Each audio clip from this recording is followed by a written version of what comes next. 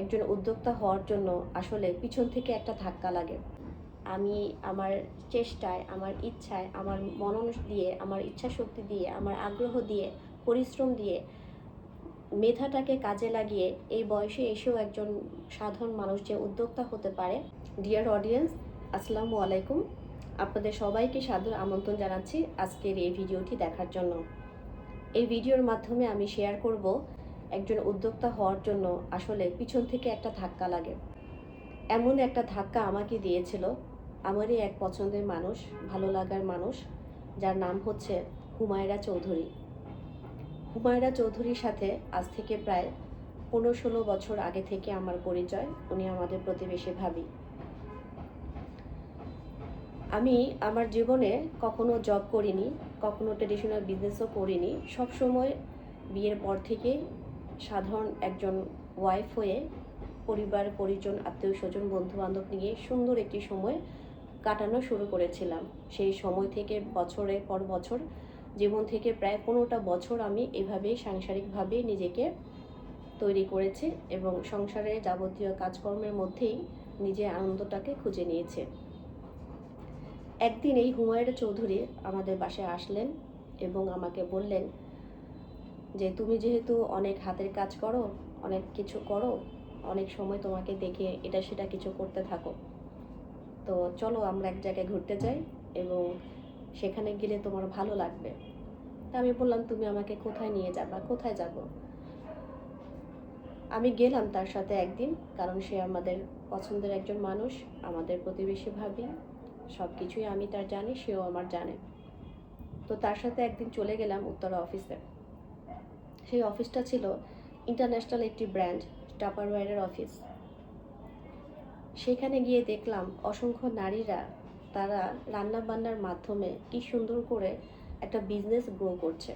অনেক হাই সোসাইটির আপুরা, মহিলারা, নারীরা সেখানে অংশগ্রহণ করে খুব মজা করছে, কাজ করছে এবং অন্যকে কাজ শেখাচ্ছে।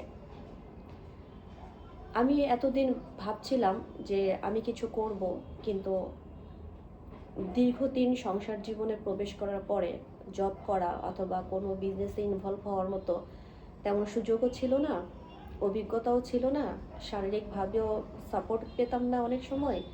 তো দ্যাটস ওয়ে হাজার ইচ্ছা থাকা সত্ত্বেও কখনো কাজে ইনভলভ হতে পারিনি।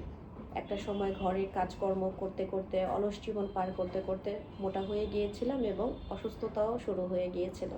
মন মানসিকতা সবসময় সিক থাকতো।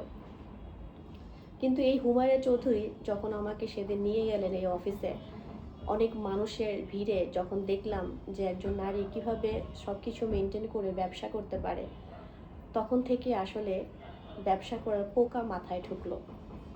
সেই কাজগুলো দেখলাম, শিখলাম, করলাম। ধীরে ধীরে সেই কোম্পানিতে যুক্ত হয়ে দীর্ঘ 2 বছর কাজ করলাম এবং উদ্যোক্তা হলাম। ইন দ্য মেন টাইম যখন সেটা চলে যায় বাংলাদেশ থেকে, তখনই আমি ফরএভার লিভিং প্রোডাক্টস কোম্পানির সন্ধান পাই এবং ফরএভার লিভিং প্রোডাক্টসের বেশ কিছু পার্সোনাল কেয়ার প্রোডাক্টস ব্যবহার করে ভালো লাগা কাজ করে, গুড ফিলিং কাজ করে এবং একটা সময় আমি ওই কোম্পানি থেকে সুইচ করে ফরএভার লিভিং প্রোডাক্টস কোম্পানির প্রোডাক্টস নিয়ে কাজ শিখি এবং প্রমোট করা শুরু করি। 2017 সাল থেকে কাজটা স্টার্ট করি। তো 2015 সাল থেকে 2016 সাল ছিল আমার টাপারওয়্যার লাইফের জার্নির সময় এবং 2017 সাল থেকেই মূলত আমি এখন পর্যন্ত এই অনলাইন বিজনেস করে যাচ্ছি, যার নাম হচ্ছে ফরএভার লিভিং প্রোডাক্টস কোম্পানি। তো আমার মতো একজন সাধারণ মানুষকে যিনি পিছন থেকে ধাক্কা দিয়ে আমাকে পানিতে ফেলে দিয়েছেন, আমাকে উদ্যোক্তা বানিয়েছেন, আমার আমিকে চিনিয়েছেন যে আমি আসলে কিছু করতে পারি। আমি আমার চেষ্টায়, আমার ইচ্ছায়, আমার মনন দিয়ে, আমার ইচ্ছাশক্তি দিয়ে, আমার আগ্রহ দিয়ে, পরিশ্রম দিয়ে, মেধাটাকে কাজে লাগিয়ে এই বয়সে এসেও একজন সাধারণ মানুষ যে উদ্যোক্তা হতে পারে, সেই পিছন থেকে ধাক্কাটা আসলে আমাকে এই হুমায়রা চৌধুরী দিয়েছিল। তো এই হুমায়রা চৌধুরীর কাছে আমি কৃতজ্ঞ।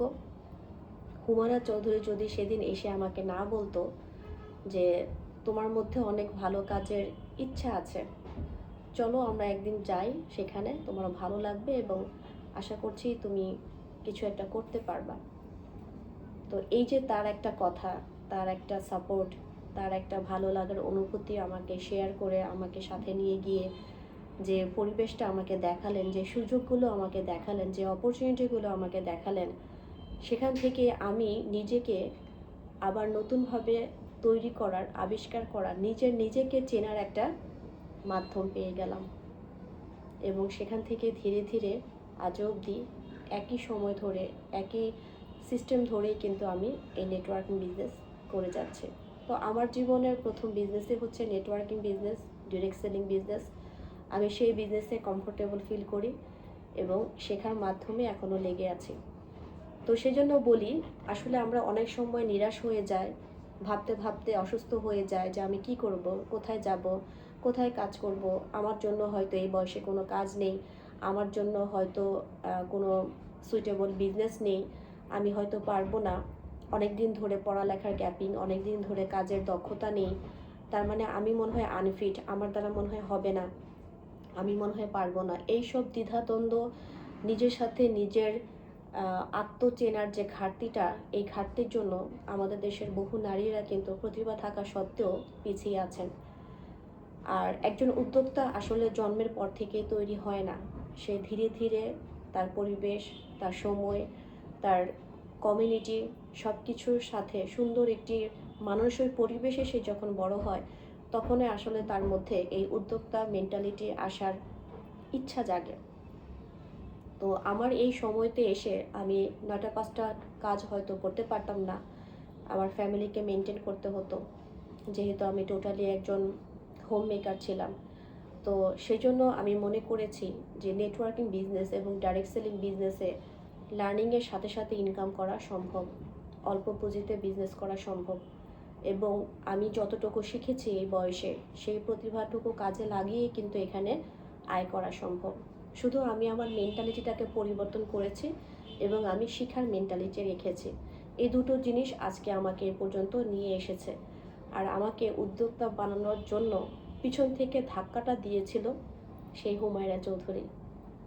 সো হুমায়রা চৌধুরী আমার পছন্দের একজন মানুষ, আমার ভালো লাগার একজন মানুষ।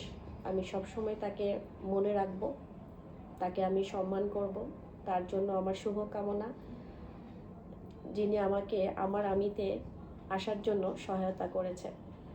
সো এই ছিল আমার উদ্যোক্তা হওয়ার গল্প, এবং আমি মনে করি আসলে লাইফে পিছন থেকে ধাক্কা দেওয়ার একটা মানুষের খুব প্রয়োজন। তা না হলে আমরা বুঝতেই পারবো না আমাদের নিজেদের ভিতরে কী প্রতিভাগুলো লুকিয়েছিল। সেই জন্য আমি হুমায়রা চৌধুরীর কাছে বিশেষভাবে কৃতজ্ঞ। আমি তার এবং তার পরিবারের সুস্বাস্থ্য কামনা করছি, তার দীর্ঘায়ু কামনা করছি, এবং সে যেন এরকম করে আমার মতো অসংখ্য মানুষকে পিছন থেকে একটা ধাক্কা দেয়, যাতে করে সে উদ্যোক্তা হতে পারে।